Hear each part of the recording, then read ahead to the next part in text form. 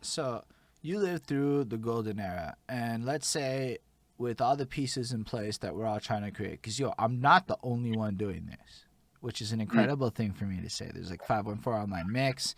I see CY's trying to get up in this world and doing his thing. Misery wants to do his thing, and people like might think you get jealous about this, but I watched this Facebook live from Facebook about lives, which is a weird thing to say, but it is what it is.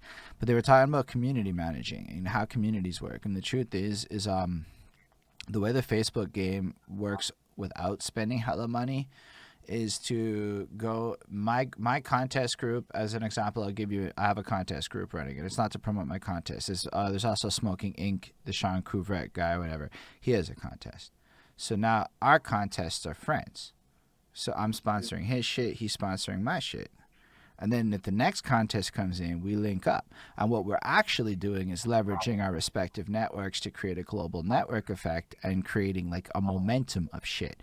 So through little grinds like this that are happening, we're able to start recreating Sean of Smoking Ink. Yeah, Natasha Marie said that. Sorry, sometimes the comments are popping up and it's a lot of my eye clashing over. It's a I can't compliment though. multitask for shit, bro. So the fact that you're even able to pull it off with little blanks is It's a lot of miraculous. effort. I'm learning how to live better, but fuck it, people like the vibe. I'm okay with that. The fact that we're still at 12 people and we're like talking for so many hours, dude, is so fucking cool to me. It just blesses my heart. It makes me want to keep grinding. You know what it is? Like, it's fun.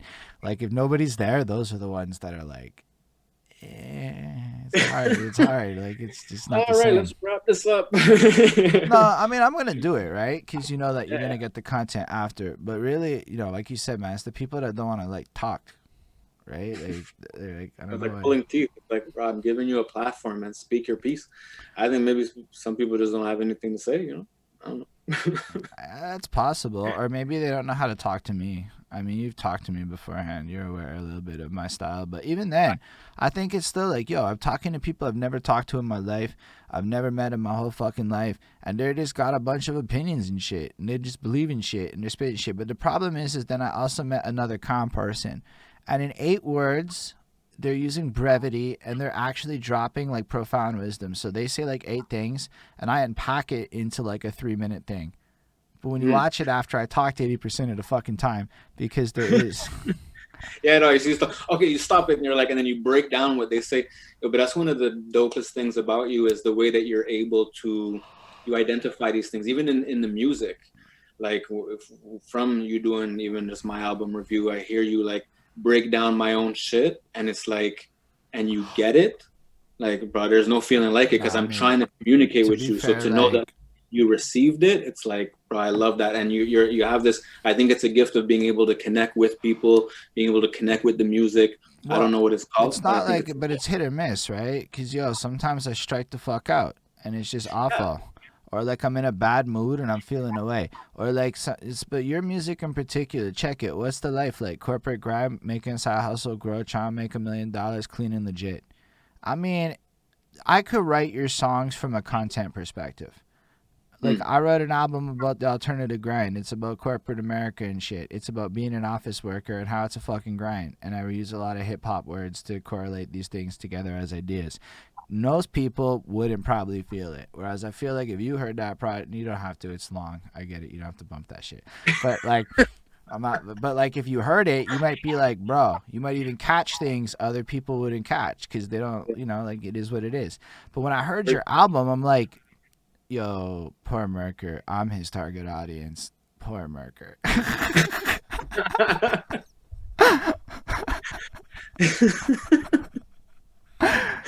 Nah, but Nah, it's man. good because here's the thing. I say that as a joke because you're definitely far from mainstream, but you're gonna have such a powerful niche following that you're gonna eat forever. You're good. Yeah. Well, yeah, I learned that from living in the Bay Area, man. Because in the Bay Area, the hustle is so real, and they're about that independent grind. And the thing is that Mm. they don't play the industry game because the industry game is very hit or miss, and it's like because everybody's on board and they love you 1 second and they hate you the next. But in the Bay Area, I've seen artists become millionaires off of just selling CDs out the trunk to their fan base because what's dope about the Bay Area is that there's like 3 or 4 cities all within like hop, skip, and a step away from each other. Like imagine if Vancouver, Ottawa, Toronto, and Montreal were all like, a 45-minute drive away from each other. Because you have San Francisco, you have San Jose, you have Oakland, you have, a little bit further out, you have Sacramento, you have all these cities where it's like these markets where you can just literally get in your car and drive for 30 minutes, and then you have a whole other market, a full big city market, where here you'd have to drive like at least 2 hours or hour and a half, whatever, to Ottawa. If Toronto's 6 hours, it's more spread out. So there it's concentrated. The population is popping. You have such a big market. And so if you can have 10,000 fans that you can sell a $10 CD to directly, you'll make that same $100,000 that we were talking about. You make it every time you drop an album. These people are dropping 4 albums a year, 5 albums a year. They're making $500,000 a year if with a 10,000 people fan base. If you have 100,000. So I actually bumped an E40 album along my album review quest. The problem with E40 is they're all about basically the same track on repeat. Not to disrespect him, E40 is one of those guys that literally never has to change. He could literally just read phone book shit, and it's like, I'm gonna read the phone book like this. And he's like, fuck it up, man. Just keep talking, E40. But he spits mad game. It's mad game. All it is mad game. It's just, I don't know how many times I can listen to E40 tell me how to make money in a row before I'm like, okay, E40, I got it. I can't do reviews on this. I can just enjoy your music. You know what I'm saying? Too Short will tell you fuck bitches for fucking 15 songs every single time. You can take a verse from his first album and couple it with a verse from his latest album, and you won't bat an eye. You're not gonna say, oh, he sounds different or whatever. He does his shit, but this that Bay Area shit, man. I'm telling you, they're genius. No, I love it, and I'm not even disrespecting it. I'm saying, like, as a reviewer, it's like whatever. But don't even get me wrong. It's kind of like in that same Griselda tactic. You keep dropping consistently the fire, right? And you just don't expect anybody to really go back. You just keep making it new, and you keep making it fresh, and you keep making it hot. And with that, you're able to keep, and that's a whole different grind. But you also don't necessarily, and you know what? Within that, you're gonna get classics, just on a law of average shit. For sure.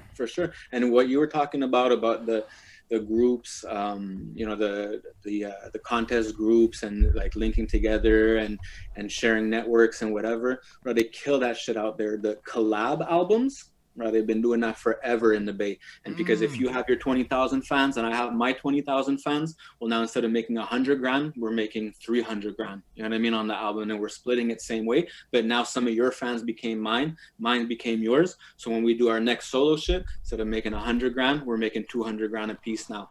And they do joint albums, and it's a different world. It's a whole world in itself. And then as soon as you step out of the Bay Area, nobody knows about these things. Nobody knows about JT the Bigger Figure. Nobody knows about RBL Posse. Nobody knows about... I know about RBL Posse. They're fucking fire. Holy shit. We did them from an album review and shit. Oh my gosh, man. There are tracks that they have that to this fucking day I'll still play. Like, I don't know, this one song, I can't remember what it's called, but it comes on and it's like got this weird like boom, boom, boom, boom, boom kind of beat, and they just start coming through with this swagger that you just can't... I'm like, oh my gosh, these kids are fire. Don't be no Bammer. We don't smoke that shit in the SFC. That is an amazing song, dude.